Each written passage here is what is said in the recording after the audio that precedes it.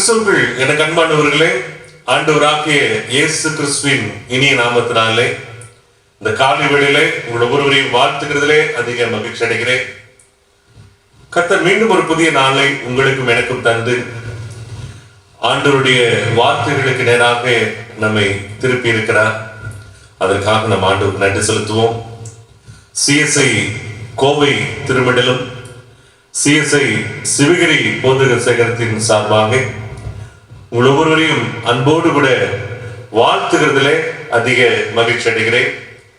இந்த காலை வேளையிலே தேவ செய்தியை கேட்டுக்கொண்டிருக்கிற ஒவ்வொரு பிள்ளைகளையும் கர்த்தர் நிறைவாய் ஆசீர்வதித்து மகிழ்ச்சியின் பாதையிலும் ஆசீர்வாதத்தின் பாதையிலும் நடத்தி அவருடைய மகிமையின் பிரசன்னத்தை இந்த காலை வேளையில உங்கள் ஒவ்வொருவருக்கும் உணரச் செய்து புதிய கிருபைகளோடு இறங்கி ஆசீர்வதிப்பாராக.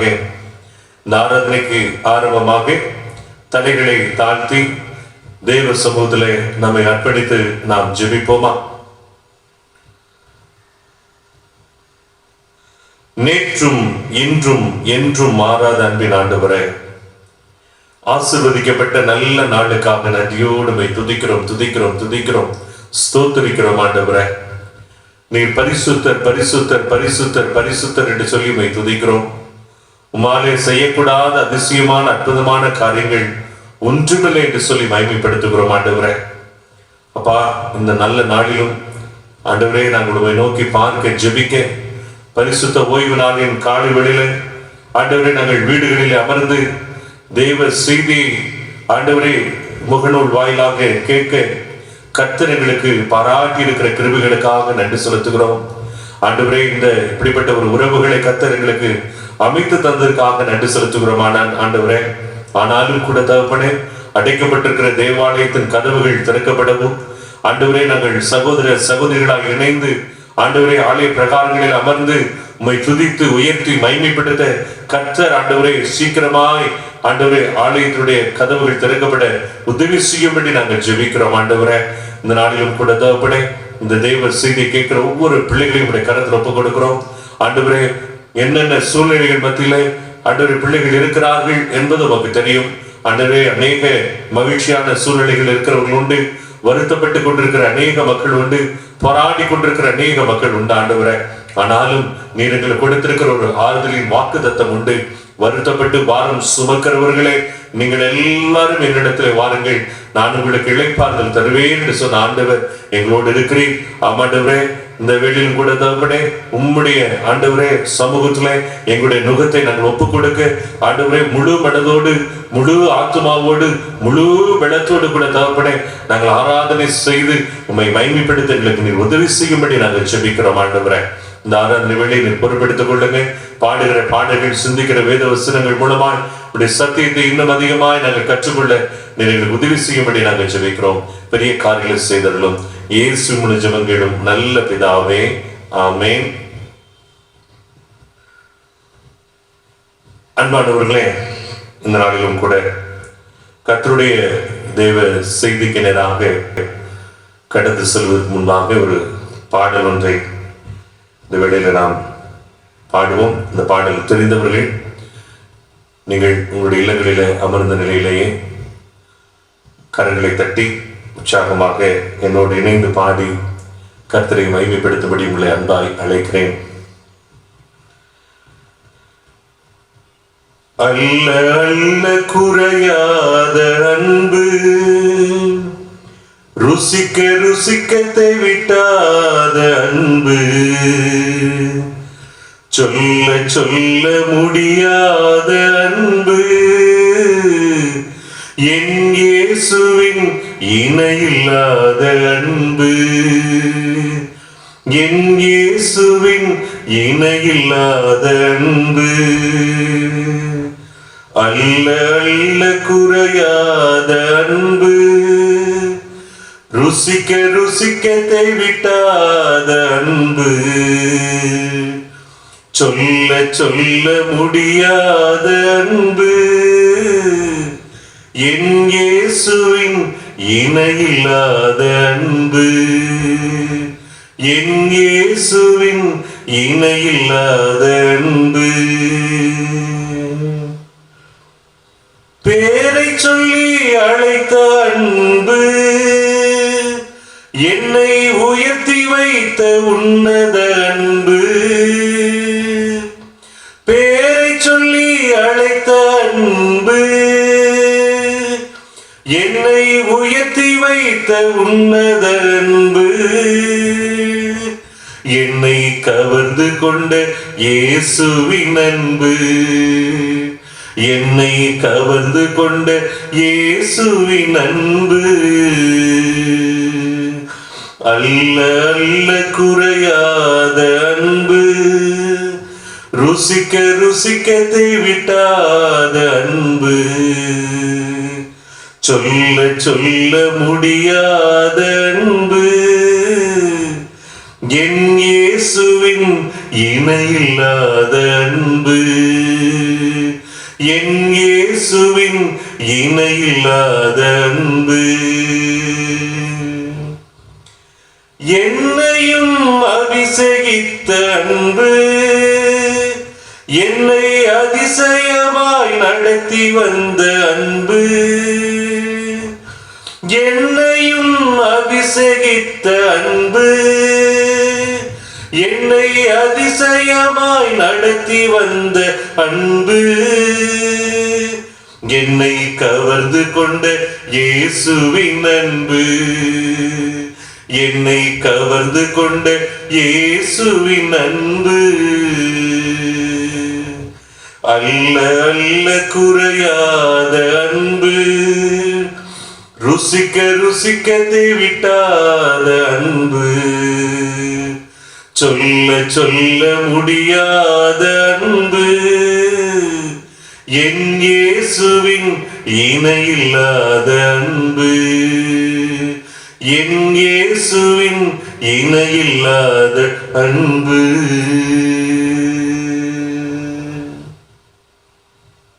அன்பானவர்களே, தேவ செய்திக்கு நேராக கடந்து செல்கிற வேளையில தலைகளை தாழ்த்தி, கர்த்தாவே இந்த வார்த்தைகள் என்னோடு கூட எங்களோடு கூட பேசட்டும் என்று சொல்லி நம்மை நாமே ஒப்பு கொடுத்து நாம் ஜெபிப்போமா?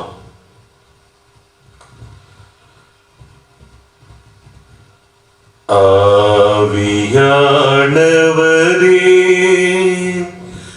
அன்பின் ஆவியானவரே,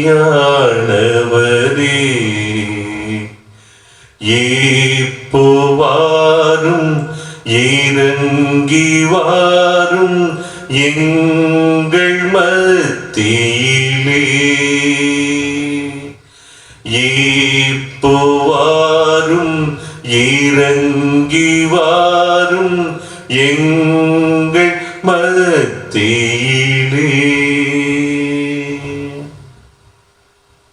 என் கண்மொழியும் என் மீட்பெருமாகிய கர்த்தாவே, என்னுடைய வாயின் வார்த்தைகளும் அமர்ந்து தேவ செய்தியை கேட்டுக்கொண்டிருக்கிற ஒவ்வொரு பிள்ளைகளுடைய இருதயத்தின் சிந்தனைகளும் தியானங்களும் இந்த காலை வேளையில நம்முடைய சமூகத்தில் அதிக பிரீதியாக இருப்பதாக. அன்பானவர்களே, இந்த புதிய நாளை கர்த்தர் நமக்கு தந்து பரிசுத்த ஓய்வு நாளில் தேவ செய்திக்கு நேராக உங்களையும் என்னையும் ஆண்டவர் ஆயத்தப்படுத்தியிருக்கிறார். அதற்காக நாம் ஆண்டவருக்கு நன்றி செலுத்துவோம். புதிய நேரங்கள், புதிய நாட்கள் எல்லாம் நம்முடைய வாழ்வில் ஒரு அபிஷேகத்தின் நேரங்களாக ஆண்டவர் நமக்கு தர அவர் சித்தமுள்ளவராக இருக்கிறார். ஏனென்று சொன்னால் வேத வசனம் அப்படித்தான் சொல்கிறது. அவர்கள் அவரை நோக்கி பார்த்தார்கள், அவர்கள் மூங்கள் பிரகாசம் அடைந்தன. இந்த காலை வேளையில உண்மையோடு கூட உத்தமத்தோடு கூட தேவ சமூகத்தை நீங்களும் நானும் நோக்கி பார்ப்போம் என்று சொன்னால் ஆண்டவர் நம்முடைய மூங்களை பிரகாசிக்க செய்கிற தேவனாய் இருக்கிறார். முழு இருதயத்தோடு, முழு ஆத்மாவோடு, முழு பலத்தோடு அவரிடத்துல அன்பு கூறும்போது கர்த்தர் அதனுடைய ஆசீர்வாதங்களை நம்முடைய வாழ்வில நிறைவாய் அபிஷேகத்தை தருவதற்கு அவர் வல்லவராய் இருக்கிறார். இன்றைக்கு அநேக தேவ செய்திகள், கடினமான தேவ செய்திகள், இவைகளை இன்றைக்கு கேட்கிறதற்கு அநேக ஜனங்கள் ஆயத்தமாய் இல்லை. எச்சரிப்பினுடைய வார்த்தைகளை கேட்கிறதற்கு இன்றைக்கு ஆயத்தமாய் இல்லை. ஒருவேளை இன்னைக்கு நாம் கர்த்தர் நமக்கு கொடுக்கிற அந்த எச்சரிப்பின் சத்தத்தை அறிந்து ஆண்டவர் இந்த நெருக்க காலங்களில இப்படி ஒரு நெருக்கங்கள் நம்முடைய வாழ்வில் வந்திருக்கிறது என்று சொன்னால்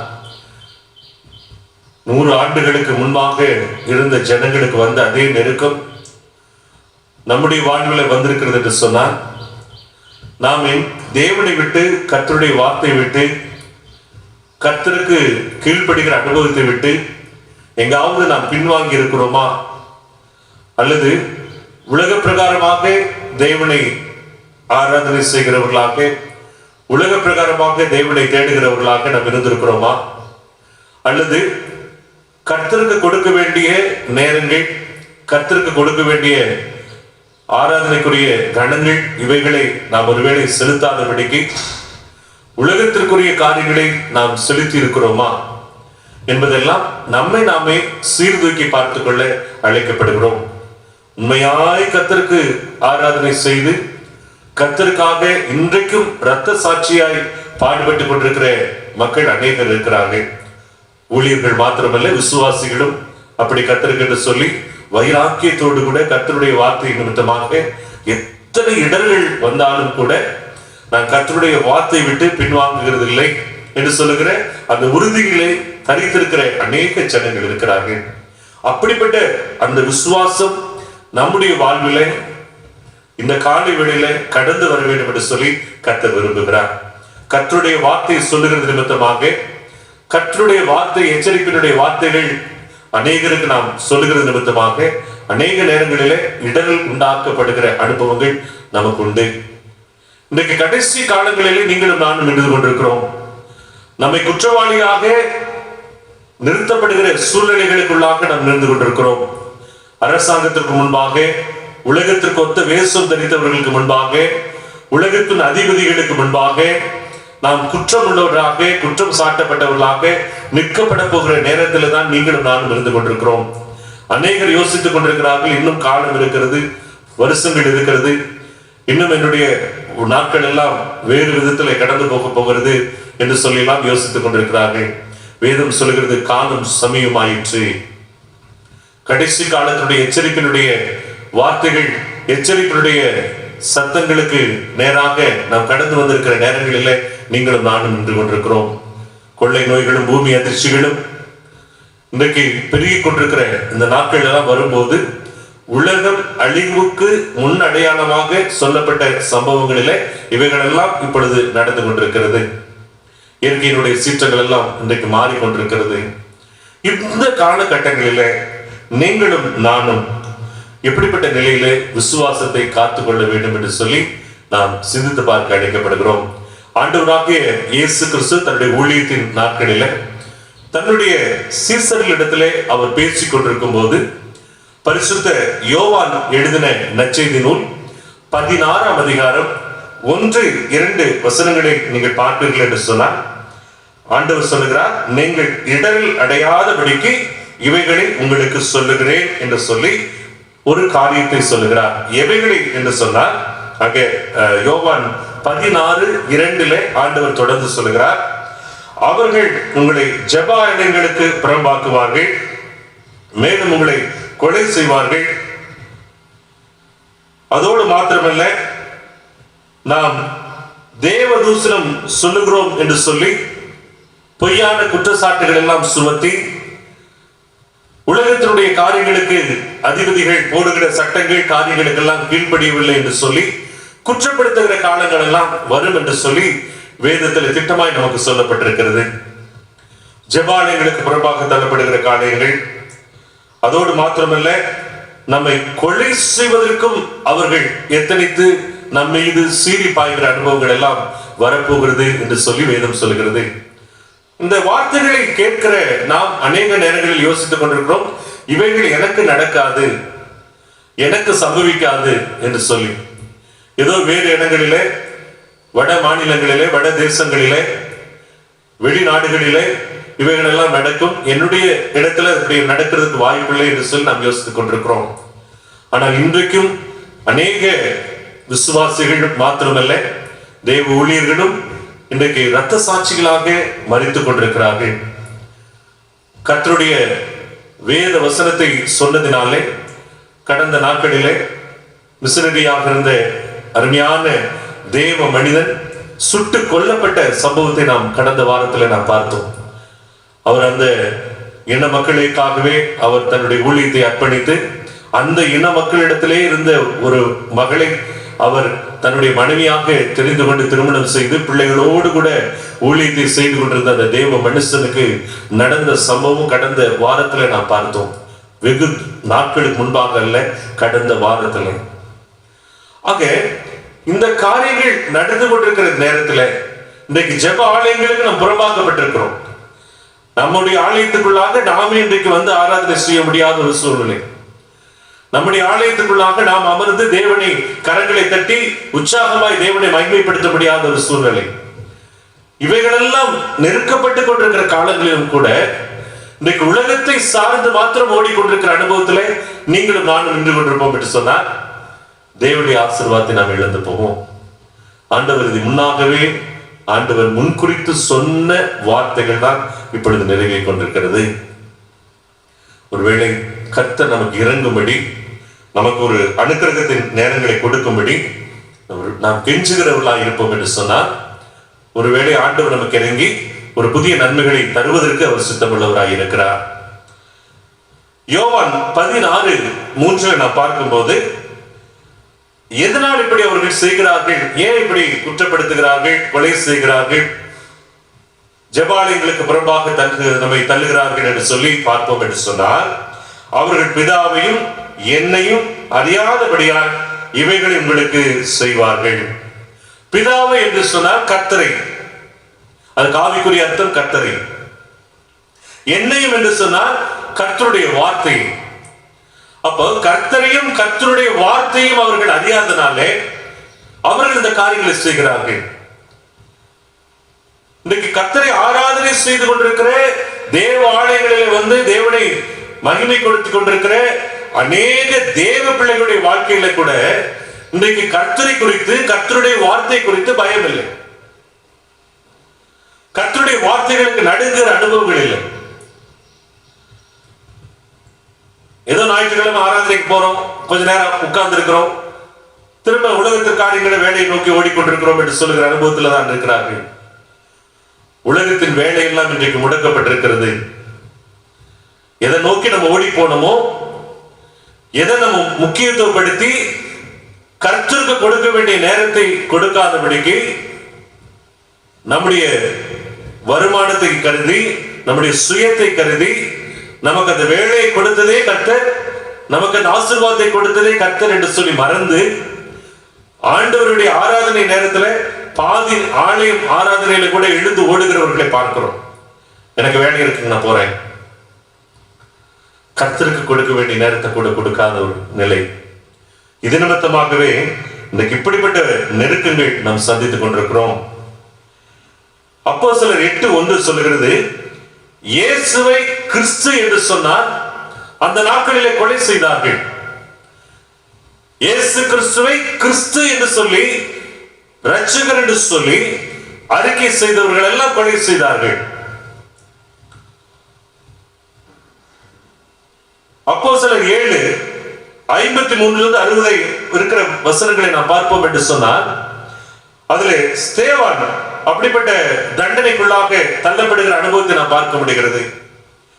அவர் சொல்லுகிறார், தேவதூதரை கொண்டு நீங்கள் நியாயப்பிரமாணத்தை பெற்றிருந்தீர்கள், அதை கை கொள்ளாமல் போனீர்கள் என்று சொல்லி அவர் சொல்லுகிறார். நீங்க தேவதூதர் மூலமாக ஒரு நியாயப்பிரமாணத்தை நீங்க பெற்றிருந்தீங்க, ஆனா கூட நீங்க கை கொள்ளல, நியாயப்பிரமாணத்துல சொன்னபடி நீங்க நடந்து கொள்ளல. நியாயப்பிரமாணம் என்ன? இது நியாயம், இது நியாயம் இல்லை என்று சொல்லி நமக்கு உணர்த்துகிற அந்த அனுபவம், அதுதான் நமக்கு நியாயப்பிரமாணங்கள். அது நமக்கு கொடுக்கப்பட்டிருக்கிறது. 10 கட்டளைகள், கற்பனைகள், இவைகளுக்கு கீழ்ப்படிந்திருக்கிறதா நியாயப்பிரமாணம்.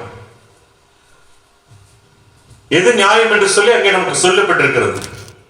ஓய்வு நாளை பரிசுத்தமாய் ஆசரிக்கிறது நியாயம், களவு செய்யாதிருக்கிறது நியாயம், தாயின் தகப்பனை கனம் பண்ணுகிறது நியாயம், பிறர் பொருள் இச்சியாமல் இருக்கிறது நியாயம். இப்படி நமக்கு எல்லா காரியங்களும் நமக்கு கொடுக்கப்பட்டிருக்கிறது. அதன்படி நீங்கள் பெற்றிருந்தும் கூட நீங்கள் அதை கை கொள்ளாமல் போனீர்கள்.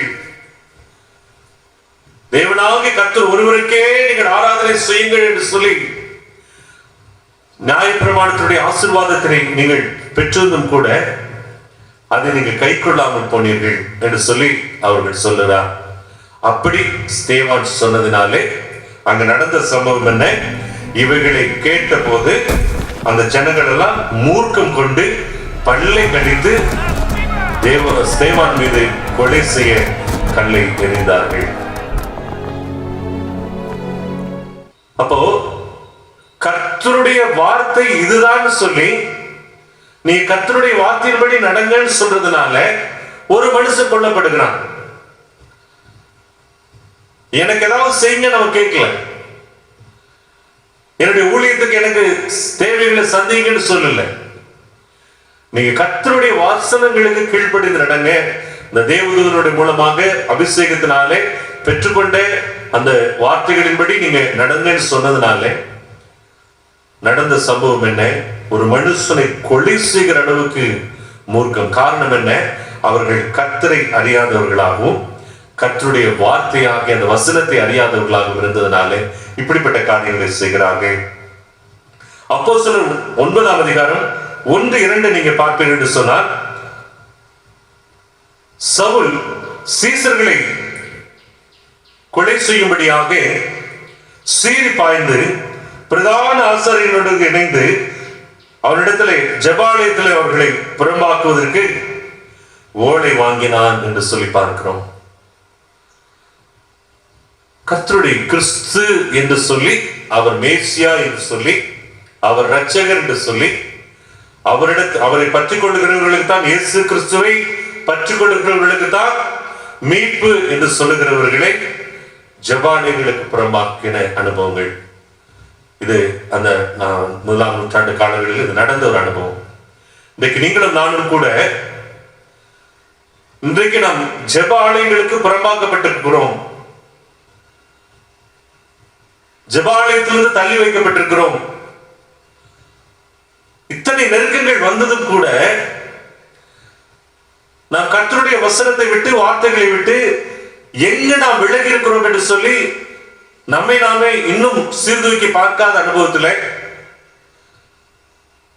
இப்ப போயிட்டு இருக்கிற மாதிரியே இன்னும் கொஞ்சம் காலங்கள் போகும் என்று சொல்லி நினைத்துக் கொண்டிருக்கிற அனுபவங்களில நீங்களும் நானும் இருப்போம் என்று சொன்னால் நிச்சயம் இவைகள் எல்லாம் அழிந்து போகக்கூடிய நாட்களுக்குள்ளாக நீங்களும் நானும் நின்று கொண்டிருக்கிறோம். இந்த பூமி வெந்து உருகி போக போகிறது. வானங்கள் மடமடவென்று கீழே விழுக போகிறது. அப்ப எங்க போயிருப்பீங்க?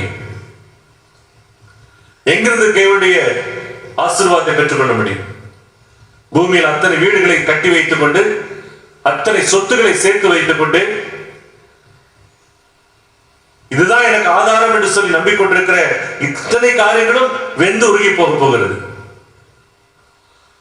நித்திய காலமாக கர்த்தரோடு இருக்கக்கூடிய ஒரு இடம் நமக்கு அங்கு ஆயத்தப்படப்பட்டிருக்கிறது. அங்கு போறதுக்கு தான் நமக்கு இவ்வளவு தூரம் பரிசுத்த காத்து கொண்டு ஓடுவதற்கு ஆண்டவர் நம்மை அழைத்துக் கொண்டிருக்கிறார். ஆகவேதான் யோவான் 14 ஆண்டவர் சொல்கிறார், நான் உங்களுக்கு முன்னாக போய் ஒரு ஸ்தலத்தை ஆயத்தப்படுத்துகிறேன். அதுதான் வெளிப்படுத்தி 21 நாம் பார்க்கிறோம். புதிய எருசலேம் ஆகிய நகரம் வானத்திலிருந்து இறங்கி வர கண்டேன். அது எப்படியெல்லாம் இருக்குன்னு சொல்ல அழகா சொல்லப்பட்டிருக்கு. அதற்கு நேராக இருக்கிறதுக்கு தான் நாம் அழைக்கப்பட்டிருக்கிறோம். உலகத்திற்கான காரியங்களை வாழ்கிறதுக்கு அல்ல. உலகத்தில் எவ்வளவு ஜீவனை எத்தனை நாள் இருக்குதோ அத்தனை நாள் வரைக்கும் உண்மையா இருந்து கடைசி வரைக்கும் பரிசுத்தத்தை காத்துக்கொண்டு முடிவு வரையிருந்து நிலைத்திருந்து இருக்கிறவனை ரட்சிக்கப்படுவார் என்று சொன்னபடி முடிவு வரையிருந்து நிலைத்திருந்தவர்களாக இருந்து அவருடைய ராஜ்யத்துக்கு போவதற்கு நம்மை ஆயத்தப்படுத்திக் கொள்ள வேண்டும். இந்த அனுபவங்கள் நம்முடைய வாழ்க்கையிலே இன்றைக்கு இருக்கிறதா?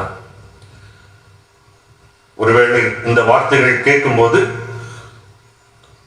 உண்மையாய் கர்த்தர் சொன்ன வார்த்தைகளை சொல்லுகிற போது எரிச்சல் அடைகிற ஜனங்கள் தான் இன்றைக்கு அநேகர் இருந்து கொண்டிருக்கிற அனுபவங்களை பார்க்கிறோம். அந்த நாட்களில் இருந்து இதை நாம் பார்க்கிறோம். எரேமியா 20ஆம் அதிகாரம் 1-2 வசனங்களை நாம் பார்க்கிறோம். எரேமியா அந்த பஸ்கூரோடு சொல்லுகிறான், நீங்க கர்த்தருடைய வசனத்தை கேட்டு அவருடைய வார்த்தைகளுக்கு கீழ்ப்படிந்து நடக்காதனால நீங்கள் பாபிலோனுக்கு சரியாக கொண்டு போகப்படுவீர்கள். உங்களுடைய சகோதரர்கள், உங்களுடைய சார்ந்தவர்கள், உங்களுக்கு சிநேகிதர்களாக இருந்தவர்கள் எல்லாம் அந்த பாபிலோனிலே அவர்கள் அடிமையாக்கப்பட்ட அந்த தேசத்திலே அவர்கள் அங்கேயே அடக்கம் பண்ணப்படுவார்கள். அப்படிப்பட்ட ஒரு காலங்கள் எல்லாம் வரப்போகிறது. நீங்கள் சுதந்திரமாக இருக்கிற இந்த தேசத்துல நீங்கள் இருக்க முடியாத ஒரு நிலை வரப்போகிறது. இந்த நாட்களிலே நீங்கள் மண்ணு திரும்பி கர்த்தரை ஏற்றுக்கொண்டு கர்த்தருடைய சமூகத்துக்கு நேராக திரும்புங்கள் என்று சொல்லி அழைத்து நிமித்தமாக அங்க நடந்த காரியம் என்ன? எரேமியாவை அடித்து காவலிலே போடப்படுகிறான். எரேமியா 26:7-9 வரை இருக்கிற வசனங்களை நாம் பார்த்தோம் என்று சொன்னால், நியாய பிரமாணத்தை கொள்ளாதனாலே அங்க நடந்த காரியங்களை குறித்து நாம் பார்க்க முடிகிறது. எரேமியாவை பார்த்து நீ சாகவே சாக வேண்டும் என்று சொல்லி கொலை செய்ய அவர்கள் எத்தனைத்து கூட்டம் கூடினார்கள் என்று சொல்லி நாம் பார்க்க முடிகிறது. நீங்க நகரம், நீங்க நியாயப்பிரமாணத்தை கை கொள்ளாம போனதுனால நீங்க உங்களுடைய நகரம் எல்லாம் சாபமாக்கப்படுகிறது, நீங்க எல்லாம் அழிக்கப்படுகிற காலங்கள் வருகிறது என்று சொன்ன உடனே அவர்கள் எல்லாம் மூர்க்கம் கொண்டு எரேமியாவை பார்த்து நீ சாகவே சாக வேண்டும் என்று சொல்லி எழும்புகிற அந்த காரியங்களை நாம் பார்க்க முடிகிறது. லூக்கா 4:24-30 வரை இருக்கிற வசனங்களை நாம் பார்த்தோம் என்று சொன்னால், இயேசு கிறிஸ்துவே சத்தியத்தை சொன்னதினாலே அந்த சத்தியத்தை கேட்டுக்கொண்டிருக்கிற ஜனங்கள் சத்தியத்தின்படி நடக்கிறதுக்கு மனமில்லாதபடிக்கு, சத்தியத்துக்கு கீழ்ப்படிய மனமில்லாதபடிக்கு இயேசு கிறிஸ்துவை மலையினுடைய உச்சியிலே கொண்டு போய் அவரை கீழே கொலை செய்து தள்ளுவதற்கு அவர்கள் எத்தனிக்கிறார்கள் என்று சொல்லி நாம் பார்க்க முடிகிறது. எவ்வளவு ஒரு காரியங்கள் பாருங்க. இயேசு கிறிஸ்து இப்படிப்பட்ட காரியங்களை சந்தித்திருக்கிறார். ஆகவேதான் அவர் சொல்லுகிறார், நீங்கள் எச்சரிப்போடு கூட இருங்கள், உங்களை ஜெபாலயங்களுக்கு புறம்பாக்குவார்கள், உங்களை கொலை செய்வார்கள், இவைகள் எல்லாம் வருகிற காலங்கள் வருகிறது. அப்படிப்பட்ட காலங்களிலே நீங்கள் தப்பித்துக் கொள்ளும்படி நீங்கள் ஜாக்கிரதை உள்ளவர்களாக இருந்து தேவனுக்கு உண்மையாய் ஆராதனை செய்கிறவர்களாக இருந்து, நீங்கள் ஒருவேளை இரத்த சாட்சியாய் மரிக்கிறதற்கு சூழ்நிலைகள் வந்தாலும் அதிலும் தேவனை மறுதளிக்காதபடிக்கு கர்த்தருக்கு உண்மையாய் காத்துக்கொள்ளுங்கள் என்று சொல்லி ஆண்டவர் அந்த அழைப்பை கொடுக்கிற அனுபவத்தை நாம் பார்க்க முடிகிறது. யோவான் 15:18-21 வரை இருக்கிற வசனங்களை நாம் பார்ப்போம் என்று சொன்னால், கடவுளின் வார்த்தை அந்த ஜனங்கள் எல்லாம் அறியாததாலே அவர்கள் இப்படிப்பட்ட காரியங்களில் இப்படிப்பட்ட ஜனங்களை பகைக்கிறார்கள் என்று சொல்லி நாம் பார்க்க முடிகிறது. ஒருவன், வேதம் சொல்கிறது, ஒருவன் கிறிஸ்துவுக்குள் இருந்தால் அவன் புது சிருஷ்டியாக இருக்கிறான், பழையவர்கள் எல்லாம் ஒளிந்து போயின, எல்லாம் புதியதாகின. கிறிஸ்துவுக்குள் இருக்கிற ஆவிக்குரிய மனுஷனுடைய வார்த்தை வேறு, உலகத்திற்கொத்த நிலையில வாழ்கிற அந்த மனுஷனுடைய வார்த்தை வேறு. கிறிஸ்துவுக்குள்ளாக இருக்கக்கூடிய ஒரு மனுஷனுடைய வார்த்தை மற்றவர்களை மன்னிக்கிற அன்பு உண்டு. கிறிஸ்துவுக்குள்ளாக இருக்கிற அந்த மனுஷனுடைய வாழ்க்கையில ஒரு கண்ணத்தில் இருந்த மறு கண்ணத்தை கொடுக்கிற அந்த அனுபவங்கள் உண்டு. கிறிஸ்துவுக்குள்ளாக வாழ்கிற அந்த மனுஷனுடைய வாழ்க்கையில தன்னை துன்பப்படுத்துறவர்களுக்காகவும் நிந்திக்கிறவர்களுக்காகவும் ஜெபம் செய்கிற வாழ்க்கை உண்டு. ரெண்டுலயும் வித்தியாசத்தை பார்த்துக்கலாம். நீ என்னை இப்படி பண்ணிட்டியா, உன்னை என்ன செய்யணும் பாரு, உன்னை இருந்த இடம் தெரியாதபடி அழித்து போடுகிறேன் என்று சொல்லுகிறது உலகத்திற்கொத்த ஒரு வேஷம் தரித்த ஒரு வாழ்வு. கிறிஸ்தவனாக இருந்தாலும் கிறிஸ்துவனாக பெயர் கிறிஸ்தவனாக வாழ்கிற அனுபவங்களை தவிர கிறிஸ்துவுக்குள்ளாக வாழ்கிற அனுபவங்கள் இல்லை. அந்த நிலை மாற வேண்டும் என்று சொல்லி கர்த்தர் விரும்புகிறார். மத்தேயு 11:6 நான் பார்த்தோம் என்று சொன்னால், 11:6 முதலாவது இயேசு கிறிஸ்துவின் நிமித்தமாக, இயேசு கிறிஸ்துவின் வார்த்தை சொல்லுகிறது நிமித்தமாக நாம் எந்த சூழ்நிலைகளிலும் இடல் அடையாதபடிக்கு இருக்க கர்த்தர் நம்மை அழைத்துக் கொண்டிருக்கிறார். இயேசுவே கிறிஸ்து மேசியா என்று சொல்லி நாம் பார்க்கிறோம். இயேசு பிரதான தூதர் என்று சொல்லி நாம் பார்க்கிறோம். இயேசு ஒரு தச்சனுடைய மகன் என்று சொல்லி நாம் பார்க்கிறோம். ஆனால் இப்படிப்பட்ட 3 தன்மைகளோடு கூட ஆண்டவர் வெளிப்படுகிறார்.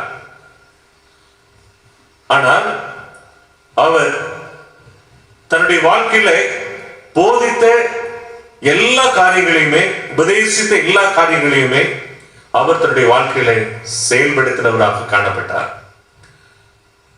இன்றைக்கு நீங்களும் நானும் கூட கர்த்தரை தரித்திருக்கிறவர்களாக இருக்கிற நம்முடைய வாழ்வு இன்றைக்கு எப்படி பிரதிபலிக்கிறது, கிறிஸ்துவை எப்படி பிரதிபலித்துக் கொண்டிருக்கிறது என்று சொல்லி நாம் சிந்தித்து பார்க்க அழைக்கப்படுகிறோம். யோவான் 6ஆம் அதிகாரம் 60-61 நாம் பார்த்தோம் என்று சொன்னால், இயேசு கிறிஸ்துடைய சீசர்களில் அநேகர் அவருடைய வார்த்தையை கேட்ட பொழுது, இது கடினமான உபதேசம், யார் இதை கேட்பார்கள் என்று சொல்லுகிறார். ரொம்ப கடினமான உபதேசமா இருக்குது, இதை யார் இப்படி கேட்க முடியும் அப்படின்னு சொல்லி இயேசு கிறிஸ்துவோடு கூட ஊழியத்தில் இருந்த சீசர்களே இந்த வார்த்தை சொல்லுகிறார்கள். கர்த்தரோடு கூட இருந்து பயணித்து கர்த்தருடைய எல்லா அற்புதங்களையும் அடையாளங்களையும் அவரோடு கூட பயணித்து கண்ணால கண்டவர்களே இந்த வார்த்தையை சொல்லுகிறார்கள். அப்பொழுதுதான் ஆண்டவர் அந்த யோவான் 6:61 சொல்லுகிறார், இது உங்களுக்கு இடங்களா இருக்கிறதோ என்று சொல்லி ஆண்டவர் கேட்கிறார். இந்த அவருடைய உபதேசம், அவருடைய வாக்குத்தத்தங்கள் எல்லாம் மிக எளிமையான ஒரு காரியங்கள். உன்னிடத்தில் அன்பு கூறுவது போல பிறனிடத்திலும் அன்பு கூறுவாயாக. மற்றவர்கள் உங்களுக்கு என்ன செய்ய வேண்டும் என்று சொல்லி விரும்புகிறீர்களோ அதையே மற்றவர்களுக்கு செய்யுங்கள். இந்த அனுபவம் கூட நம்முடைய வாழ்வில் இல்லை என்று சொன்னார் நிச்சயமா தேவனுடைய ஆசீர்வாதத்தை நீங்களும் நானும் பெற்றுக்கொள்ள முடியாது. மத்தேயு 24:1-10 வரை இருக்கிற அந்த வசனங்களை பார்ப்போம் என்று சொன்னார், உலகத்துடைய முடிவுடைய அடையாளங்கள் குறித்து அங்கே சொல்லப்பட்டிருக்கிறது. அங்கே சொல்லப்படுகிற ஒரு காரியம், நீங்கள் வீடுகளில் மெதுவாக எடுத்து வாசிங்கள். மத்தேயு 24ஆம் அதிகாரம் 1-10 வரை இருக்கிற பகுதிகள். கடைசி காலங்கள் வரும்போது இயேசு கிறிஸ்துவினிடமாக அவருடைய வார்த்தையை கீழ்ப்படியாதபடிக்கு ஜனங்கள் எல்லாம் பின்வாங்கி போய் ஒருவரை ஒருவர் காட்டி கொடுக்கிற அனுபவங்கள் வரப்போகிறது என்று சொல்லுகிற அந்த நிலை ஆண்டவர் நமக்கு உணர்த்தி இருக்கிறார். அப்பொழுதே ஆண்டவர் அதை சொல்லுகிறார், ஒரு நாள் வரும், அப்ப நீங்களே ஒருவருக்கொருவர் காட்டி கொடுப்பீங்க, ஒருவருக்கொருவர் நீங்க தேவனுடைய அன்பை இழந்து போவீங்க. இதெல்லாம் இல்லாதபடிக்கு நீங்க கிறிஸ்துவனுடைய வெளிச்சத்திலே நடக்க வேண்டும் என்று சொல்லி ஆண்டவர் நம்மை அழைத்துக் கொண்டிருக்கிறார். யோவான் 11ஆம் அதிகாரம் 9-10 வசனங்களை நாம் பார்த்தோம் என்று சொன்னால் அங்கு சொல்லப்படுகிறது, வெளிச்சத்திலே நடந்தால் அவன் இடர் அடையான், இருளிலே நடப்போம் என்று சொன்னால் நமக்கு இடர் உண்டு. கர்த்தருடைய வசனம் நம்முடைய பாதைக்கு தீபமும் கால்களுக்கு வெளிச்சமாய் இருக்கிறது. 119ஆம் சங்கீதம் 105ஆவது வசனத்துல இதை நாம் பார்க்கிறோம். திருமண ஆராதனையில திருமண தம்பதிகளுக்கு வேதாகமத்தை கொடுத்து இந்த வசனத்தை சொல்லுகிறது உண்டு. அப்ப கர்த்தர் உங்களுக்கு காட்டுகிற அந்த வழியில நீங்கள் கடந்து போங்கள், அப்ப உங்களுக்கு ஒரு ஆசீர்வாதம் உண்டு என்று சொல்லுகிறதை வெளிப்படுத்துகிற அனுபவத்தை நாம் பார்க்க முடிகிறது. ஒரு எத்தனை பேர் அப்படிப்பட்ட அந்த வெளிச்சத்தில் இன்றைக்கு நாம் பயணிக்கிறோம் என்று சொல்லி நாம் சிந்தித்து பார்க்க அழைக்கப்படுகிறோம். லூக்கா 17:1-2 வசனங்களை நாம் பார்த்தோம் என்று சொன்னால் அங்கே சொல்லப்பட்டிருப்பது சொல்லுகிற வார்த்தை நமக்கு அழகாய் சொல்லுகிறது. பின்பு அவர் தம்முடைய சீசர்களை நோக்கி, உங்களுக்கு இடர்கள் வராமல் போவது கூடாத காரியம், ஆகிலும் எவனால் அந்த இடர்கள் வருகிறதோ அவனுக்கு ஐயோ என்று சொல்லி ஆண்டவர் எச்சரிக்கிறார். இந்த சிறியவர்களுக்கு இடர்கள் உண்டாக்குறவர்களை அவருடைய கழுத்துல எந்திரக்கல்லை கட்டி கடலுக்குள்ளாக அவர்களை அவிழ்த்து விட வேண்டும் என்று சொல்லி ஆண்டவர் சொல்லுகிறார். அப்போ கர்த்தருடைய வார்த்தை நிமித்தமாய் இடர்கள் அடைகிறவர்களாக நீங்களும் நானும் இருப்போம் என்று சொன்னார் நிச்சயமாக நமக்கு ஆண்டவர் சொல்லுகிறார், நமக்கு ஐயோ, என்ன உபத்திரவங்கள் வந்தாலும் சரி, எத்தனை கஷ்டங்கள் வந்தாலும் சரி, கிறிஸ்துவுக்காக நான் அதை ஏற்றுக்கொள்கிறேன் என்று சொல்லுகிற அனுபவத்தோடு கூட நீங்களும் நானும் பயணிக்கிறவர்களா இருப்போம் என்று சொன்னால் விடிவினுடைய நாட்கள் வரும். அப்பொழுது ஆண்டவர் நம்மை பார்த்து அழைப்பார், உண்மையும் உத்தமும் உள்ள ஊழியக்காரனே, உண்மையும் உத்தமும் உள்ள தேவ ஜனமே, என்னிடத்திலே வா என்று சொல்லி ஆண்டவர் நம்மை அழைக்கிற ஒரு நாள் உண்டு. அந்த நாளுக்கு நேராக நீங்களும் நானும் ஆயத்தப்பட்டுக் கொண்டிருக்கிறோம். இப்படிப்பட்ட ஆசீர்வாதங்கள் எல்லாம் நமக்கு வரணும்னு சொல்லி தேவ ஊழியர்கள், அநேக தீர்க்கதரிசிகள், அநேக தேவனுடைய வார்த்தை சொன்ன தேவ பிள்ளைகள் எல்லாம் அதற்காக ஜெபித்துக் கொண்டிருந்தார்கள். அந்த நீங்கள் பார்த்தீர்கள் என்று சொன்னால் பிலிப்பியனுடைய புஸ்தகத்திலே நீங்கள் கிறிஸ்துவை நாளுக்கென்று துப்புரவானவர்களும் இடல் அற்றவர்களாய் இருக்க வேண்டும் என்று நான் வேண்டுதல் செய்கிறேன் என்று சொல்லி அங்கே பிலிப்பியனுடைய புஸ்தகத்திலே பவுல் சொல்லுகிற அனுபவத்தை நான் பார்க்க முடிகிறது.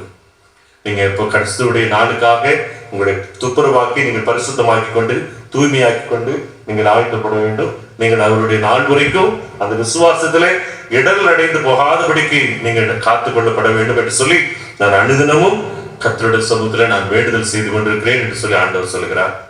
இன்றைக்கு அநேக ஜனங்கள் இன்றைக்கு அடையாளங்கள், அற்புதங்கள், தீர்க்க தரிசனங்கள் இவைகள் எல்லாம் நாம் நோக்கி ஓடிக்கொண்டிருக்கிற அனுபவத்தை நான் பார்க்கிறோம்.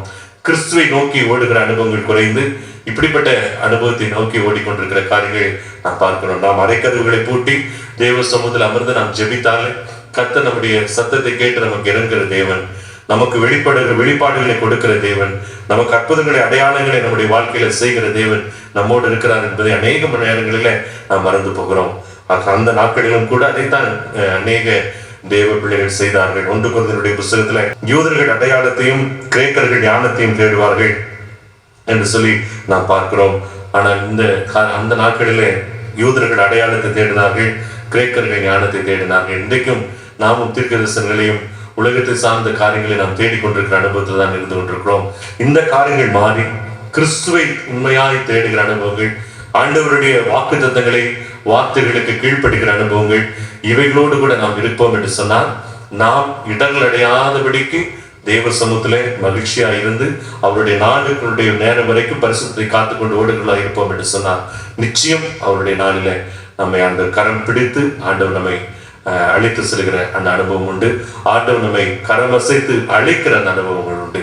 அந்த அப்படிப்பட்ட ஆசீர்வாதத்தினுடைய நாளுக்கு நேராக நம்ம ஒவ்வொரு நாளும் தேவ சமூகத்துல ஆண்டவரே நான் இடர்கள் அடையாதபடி என்னை காத்துக்கொள்ளுங்க, உங்களுடைய வசனங்களின்படி நடக்க எனக்கு உதவி செய்யுங்க, அனுதினமும் வேதம் வாசிக்கிறதுல ஜெபிக்கிறதுல உம்மோடு இணைந்து நான் ஆண்டவரே நான் பயணிக்க எனக்கு கிருபை பாராட்டுங்கன்னு சொல்லி நாம் ஜெபிப்போம் என்று சொன்னால் கர்த்தர் நமக்கு உதவி செய்கிறவராக இருக்கிறார். அப்படிப்பட்ட ஆசீர்வாதத்தின்படி நாம் கர்த்தருக்குள்ளாக பரிசுத்தத்தை காத்துக்கொண்டு வாழ ஆண்டவர் உங்களுக்கும் எனக்கும் கிருபை செய்வாராக. இந்த அடைக்கப்பட்டிருக்கிற தேவாலயத்தின் கதவுகள் எல்லாம் திறக்கப்பட வேண்டும். நாம் தேவாலயத்துக்கு புறம்பாக்கப்பட்டிருக்கிறோம். நம்ம இன்றைக்கு தேவாலயத்துக்கு புறம்பாக்கப்பட்டிருக்கிற அனுபவத்தில் இருக்கிறோம்.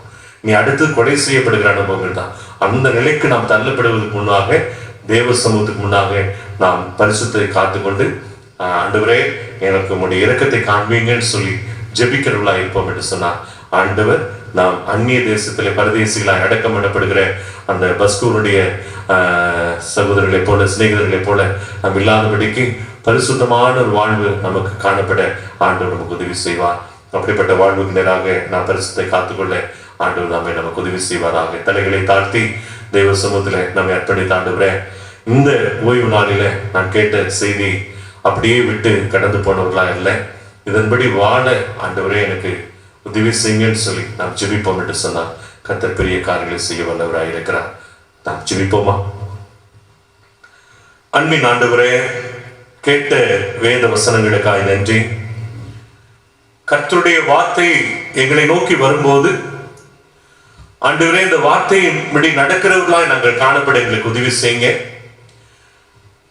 கர்த்தருடைய வார்த்தையை பின்பற்றாத நிமித்தமாக யார் இடர்கள் அடைகிறார்களோ அவர்களுக்கு ஐயோ என்று சொல்லி நீர் எச்சரிப்பை கொடுத்திருக்கிறீர். அப்படிப்பட்ட ஒரு மனிதனாக மனுஷியாக நான் இல்லாதபடிக்கு அப்பா இந்த வேளையில எங்களை நீர் காத்துக்கொள்ளும் என்று சொல்லி நாங்கள் ஜெபிக்கிறோம். ஆண்டவரே இந்த தேவ செய்தி கேட்டுக்கொண்டிருக்கிற ஒவ்வொரு பிள்ளைகளுடைய இருதயங்களுக்குள்ளாக ஆண்டவரே உடைய அக்கினி ஊற்றப்பட நாங்கள் ஜெபிக்கிறோம். ஆண்டவரே உம்முடைய அபிஷேக வல்லமை இறங்க நாங்கள் ஜெபிக்கிறோம். உம்முடைய முகத்தை தரிசிக்கிற பிள்ளைகளாக, உம்முடைய முகத்தை நோக்கி பார்த்து பிரகாசம் அடைகிற பிள்ளைகளாக, உம்முடைய சமூகத்தில் இருந்து ஜெபித்து அநேகமான நன்மைகளை பெற்றுக் கொள்ளுகிற ஒரு சாட்சியின் குடும்பமாய் காணப்பட எங்கள் ஒவ்வொருவருக்கும் நீர் உதவி செய்யும்படி நாங்கள் ஜெபிக்கிறோம். ஆண்டவரே அது மாத்திரமல்ல கர்த்தாவே, ஆண்டவரே எங்களுடைய வாழ்வில கிறிஸ்துவாகி உம்மை தரித்துக் கொண்டவர்களாக நாங்கள் காணப்பட எங்களுக்கு நீர் கிருபை செய்யுங்க. ஒருவன் கிறிஸ்துவுக்குள் இருந்தால் அவன் புது சிருஷ்டியா இருக்கிறான், பழையவர்கள் எல்லாம் ஒழிந்து போயின, எல்லாம் புதிதாக என்று சொல்கிற அனுபவம் கடந்து வந்தது போல சவுலுடைய வாழ்வு ஆண்டவரே அவருடைய பவுலாய் கடந்து வந்த போது அவன் புது வாழ்வு பெற்ற ஒரு மனுஷனாய் இருந்து ஆண்டவரே ஒரு நாட்களில சீசர்களை அழிக்கும்படியாக, சீசர்களுக்கு தண்டனை கொடுக்கும்படியாக ஆண்டவரே பிரதான ஆசாரியரிடத்தில் ஓலை வாங்கி ஜபாலயங்களுக்கு புறம்பாக சீசர்களை தள்ளின அதே சவுலுடைய வாழ்வு கிறிஸ்துவுக்காக மரண பரியந்தமும் சாட்சியாய் ஊழியம் செய்ய உயர்த்தப்பட்டது போல எங்களுடைய வாழ்வும் அப்படிப்பட்ட ஒரு மனமாறுதலுக்கு நேராக, அப்படிப்பட்ட ஒரு மறுரூபத்திற்கு நேராக கர்த்தரை நீ தெரிந்து கொள்ளும் என்று சொல்லி நாங்கள் ஜெபிக்கிறோம். ஆண்டவரே அப்படி எங்களை உயர்த்த போவதற்காக நன்றி. ஆண்டவரே ஆலய ஆராதனைகளுக்கு நாங்கள் கொடுக்கிற நேரங்கள், தேவனை ஆராதனை செய்கிறதுக்கு நாங்கள் கொடுக்கிற நேரங்கள், இவைகளில் ஏதாவது குறைவு பெற்றிருப்போம் என்று சொன்னால் தயவாய் எங்களை நீர் மன்னிங்க.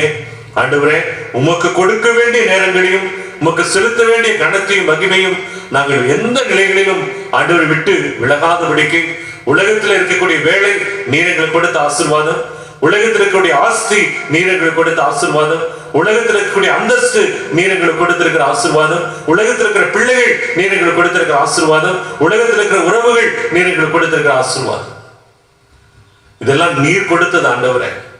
எங்களுடைய கையின் சாமர்த்தியத்தில் பெற்றுக்கொண்டவைகள் அல்ல, தேவன் கிருபையா எங்களுக்கு கொடுத்தது என்பதை உணர்ந்து உமக்கு நன்றிகளை ஏறெடுக்கிறோம்.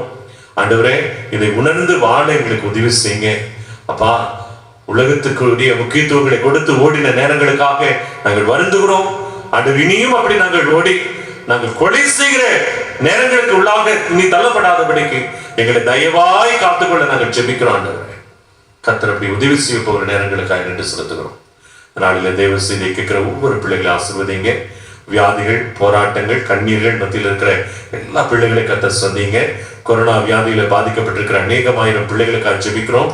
தேசம் முழுவதும் இருக்கக்கூடிய அநேகமாயிரம் பிள்ளைகளுக்காக நாங்கள் பாரத்தோடு இப்படி சமூகத்துல வருகிறோம். ஆண்டவரே கர்த்தர் அந்த பிள்ளைகளுடைய கண்ணீர்கள் எல்லாம் மாற்றுங்க, பூரண சுகத்தை கொடுங்க. ஆண்டவரே ரஷ்யா தேசத்திலும் ஆண்டவர் மற்ற ஆண்டவர் ஒரு சில தேசங்களிலும் ஆண்டவர் எங்களுடைய இந்திய தேசத்திலும் கூட அதற்கு தடுப்பு மருந்துகள் எல்லாம் கண்டுபிடிக்கப்பட்டிருக்கிறது என்று சொல்லி அறிந்தும் நன்றி செலுத்துகிறோம். ஆண்டவரே சீக்கிரமாக ஆண்டவரே இந்த அழிவுகளிலிருந்து கர்த்தர் விடுதலை கொடுங்க. அந்த மருந்துகள் எங்களை சுகப்படுத்துகிறது அல்ல, மாறாக இயேசு கிறிஸ்துவாகிய உம்முடைய ரத்தம் எங்களை சுகப்படுத்தும்படி உம்முடைய கரத்தில் எங்களை ஒப்புக் கொடுக்கிறோம். ஆண்டவரே நீர் எல்லாவற்றிலும் ஆண்டவரே உம்முடைய ரத்தத்தினாலே எங்களை தூய்மைப்படுத்துகிற தேவன். வேதம் அதைத்தான் சொல்லுகிறது, இயேசு கிறிஸ்துவின் ரத்தம் சகல பாவங்களை நீக்கி உங்களை சுகமாக்கும் என்று சொன்னீரே, அப்படி எங்களை சுகப்படுத்தும் என்று சொல்லி நாங்கள் ஜெபிக்கிறோம். ஆண்டவரே அப்படி செய்ய போற ஆண்டு கிருபைகளுக்காக நன்றி. இந்த வேளையிலும் கூட தகப்பனே எங்களுடைய பிரதம பேராயருக்காக, எங்களுடைய பேராயருக்காக மற்றும் ஆயர்களுக்காக, மிஷனரிமார்களுக்காக, ஊழியத்தை செய்கிற ஒவ்வொரு தேவ பிள்ளைகளுக்காக நன்றி செலுத்தி ஜெபிக்கிறோம். கடந்த வாரத்துல ஆண்டவரே கிறிஸ்துவனுடைய ஊழியத்தை ஆண்டு உண்மையாய் உமக்கென்று சொல்லி ஊழியத்தை செய்த அந்த தேவ மனிதன் ஆண்டவரே, மிஷனரியா இருந்த தேவ மனுஷன் ஆண்டவரே சுட்டுக் கொல்லப்பட்டிருக்கிறார். ஆண்டவர் அவருக்காக நாங்கள் பாரத்தோடு ஜெபிக்கிறோம். அவர் எழுந்து தவிக்கிற அந்த பிள்ளைகள், குடும்பத்து மக்களை கர்த்தர் கண்ணோக்கி பாருங்க. ஆண்டவர் நல்ல சமாதானத்தை கொடுங்க. அவர் உண்மையாய் இன்னும் ஊழியங்களை செய்ய அவர்களுக்கு உத்வேகத்தை கர்த்தர் கொடுத்து அபிஷேகப்படி நாங்கள் ஜெபிக்கிறோம். யார் அவர்களுக்கு விரோதமாய் ஆண்டவரே இந்த கொலைகளை செய்தார்களோ அவர்கள் ரட்சிக்கப்பட உதவி செய்யுங்க. அவர்களுடைய வாழ்வு மனமாற்றம் அடைய கர்த்தர் உதவி செய்யுங்க. ஆண்டவர் அவர்களும் ஒரு மிஸ்ரீராய் எழும்பும்படி கர்த்தர் பெரிய காரியங்களை செய்யும் நாங்கள் ஜெபிக்கிறோம். ஆண்டவரே இந்த நல்ல நாளில தேவ சமூகத்துல வந்து ஆண்டவர் வீடுகளில் அமர்ந்து தேவ செய்தியை கேட்டுக்கொண்டிருக்கிற ஒவ்வொரு பிள்ளைகளுக்காக நாங்கள் ஜெபிக்கிறோம். கர்த்தர் ஒவ்வொரு ஆசீர்வதிங்க. சீக்கிரமாக ஆலய கதவுகள் திறக்கப்பட்டு ஆண்டவரே உமக்கு முன்னாக வந்து நாங்கள் ஒருவருக்கொருவர் சகோதரர் இணைந்து ஆராதனை செய்ய எங்களுக்கு உதவி செய்யும்படி நாங்கள் ஜெபிக்கிறோம். மீதியான வேலைகளுடைய கருத்தில் ஒப்புக் கொடுக்கிறோம்.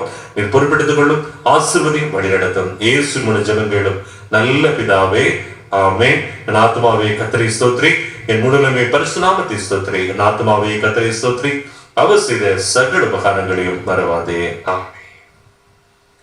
நம்முடைய ஆண்டவராகிய இயேசு கிறிஸ்துவின் கிருபையும் பிதாவாகிய தேவனுடைய அன்பும் பரிசுத்த ஆவியின் வழிநடத்தலும் நம் அனைவரோடு மீண்டும் என்றும் சதா காலங்களிலும் தங்கி தரித்திருப்பதாக. ஆமென். ஆமென்.